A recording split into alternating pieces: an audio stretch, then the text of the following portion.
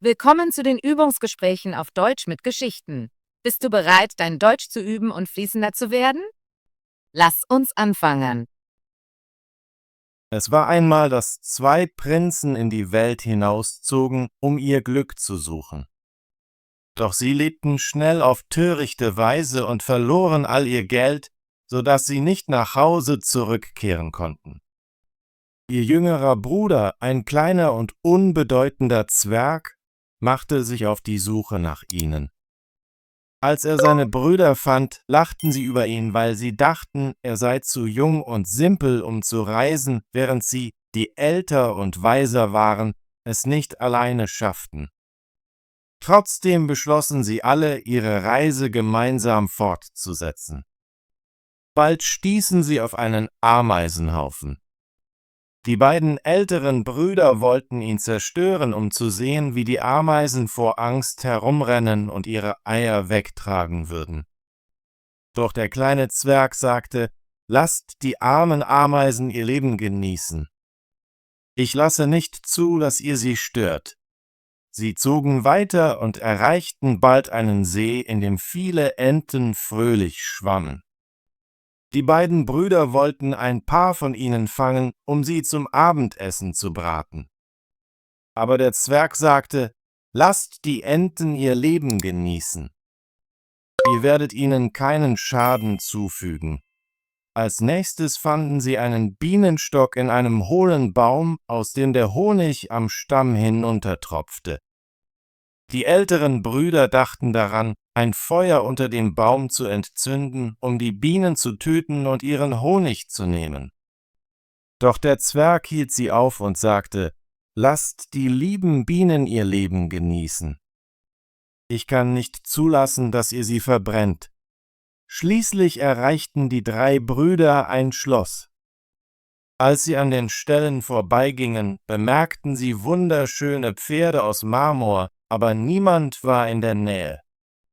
Sie erkundeten das Schloss, bis sie auf eine Tür mit 3 Schlössern stießen. In der Mitte der Tür war ein kleiner Spalt, durch den sie in den nächsten Raum sehen konnten. Dort erblickten sie einen alten grauen Mann, der an einem Tisch saß. Sie riefen mehrmals nach ihm, aber er hörte sie nicht. Nachdem sie erneut gerufen hatten, stand er auf und kam, um sie zu treffen. Er sagte nichts, führte sie jedoch zu einem schönen Tisch, der mit köstlichem Essen gedeckt war.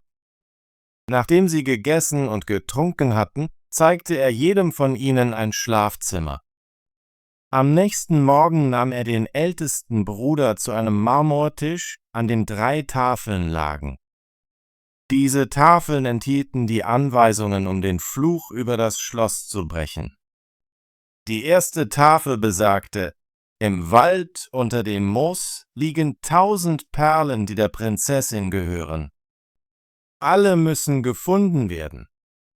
Wenn auch nur eine bis zum Sonnenuntergang fehlt, wird derjenige, der nach ihnen sucht, zu Marmor verwandelt. Der älteste Bruder machte sich den ganzen Tag auf die Suche nach den Perlen, aber bis zum Abend hatte er nicht einmal 100 gefunden. Daher verwandelte er sich in Stein, ganz so, wie es auf der Tafel stand. Am nächsten Tag versuchte der zweite Bruder, die Aufgabe zu erfüllen, doch er hatte nicht mehr Glück als der erste. Er fand nur weitere 100 Perlen, also wurde auch er zu Stein. Schließlich war der kleine Zwerg an der Reihe. Er schaute unter das Moos, aber es war sehr schwierig, die Perlen zu finden, und er wurde müde. Er setzte sich auf einen Stein und weinte. Während er dort saß, kam der König der Ameisen, den er gerettet hatte, um ihm zu helfen, und brachte 5000 Ameisen mit sich. Bald hatten sie alle Perlen gefunden und aufgetürmt. Die zweite Tafel sagte: Der Schlüssel zum Schlafzimmer der Prinzessin muss aus dem See gefischt werden. Als der Zwerg den Rand des Sees erreichte, sah er die beiden Enten, die er gerettet hatte, umherschwimmen. Sie tauchten unter Wasser und holten schnell den Schlüssel vom Grund. Die dritte Aufgabe war die schwierigste. Er musste die jüngste und beste der 3 Töchter des Königs wählen. Alle 3 waren schön und sahen gleich aus. Ihm wurde gesagt, dass die älteste etwas Zucker gegessen hatte, die mittlere süßen Sirup und die jüngste einen Löffel Honig. Er musste also herausfinden, welche von ihnen den Honig gegessen hatte. Dann kam die Königin der Bienen, die der kleine Zwerg vor dem Feuer gerettet hatte, um zu helfen.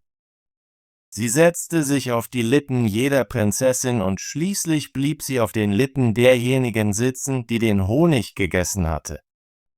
Das half dem Zwerg, die jüngste Prinzessin zu identifizieren. Damit war der Fluch gebrochen, und alle, die zu Stein geworden waren, wachten auf und kehrten in ihre normale Gestalt zurück. Der Zwerg heiratete die jüngste Prinzessin und wurde König, nachdem ihr Vater verstorben war, während seine beiden Brüder die anderen beiden Schwestern heirateten. Tolle Arbeit! Möchtest du dein Deutsch üben und fließender werden? Bitte abonniere unseren Kanal und aktiviere die Benachrichtigungsglocke, damit du keine unserer kostenlosen deutschen Geschichten verpasst. Wir sehen uns im nächsten Video.